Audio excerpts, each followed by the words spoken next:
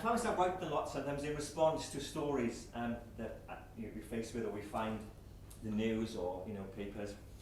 And I want to read this one, I suppose, because of this week we've heard obviously Tony Blair last week and talking about the Iraq War and that.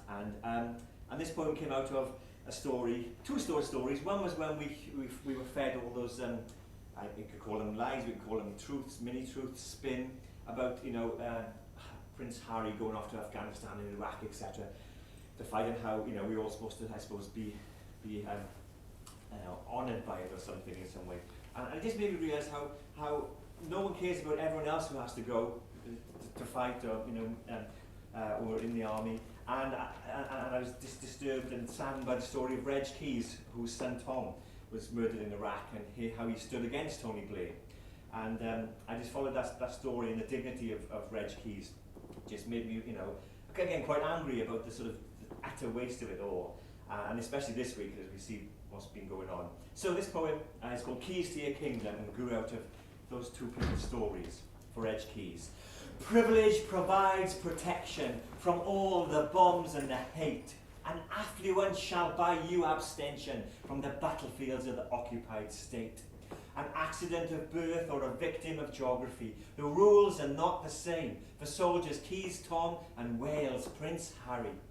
And it's strange how Harry's father and grandfather parade like pariahs on Poppy Day, drenched in medals, splattered in ribbons like stapled cadavers, as Tom's father only wears one, the face of his murdered son, where no tomorrows grow today, and the holes gape like a cenotaph Sunday.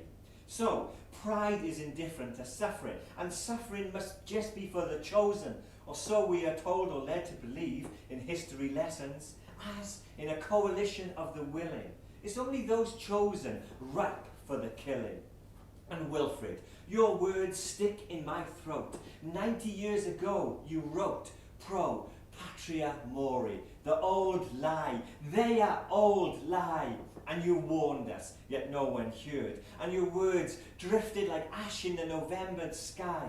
Because now, today, still, young men and women are sent to another trench, in another country, for another man's pride, to fight another man's war. But only if you don't matter to the country you're fighting for. And this next poem, nothing to do with my big speech here, political, social. It's just as I get older, my parents get older. My dad was 75 yesterday. And a couple of weeks ago, I found myself down in his shed. I was looking for something, and it just suddenly hit me, this shed, that we take for granted, I suppose, growing up. And then you get your own life with your own children. And I just went back into the shed, and it was just, it's a really quite a spiritual moment, I suppose, to me. And I just wanted to write about that, really, capturing that feeling. So that's what it grew out of, really. It's called Shed Valley Life. Patterns of years etched into wooden throats of scars, and other wars fought and thought by summer swift twilights, oiled spilled, worn like a suit, and tilled until sleep.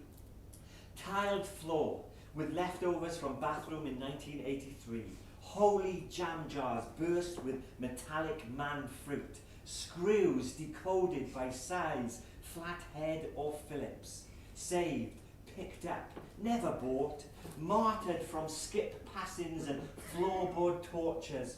Man needs no God when he has a hammer, a saw, and a tub of swarfiga.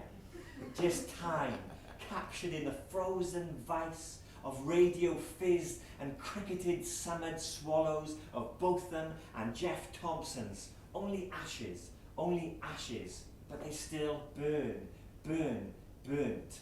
100 cricket bats glued and hewn, smoothed and saved for another day. 1,000 punctures bubbled, bottled and bandaged.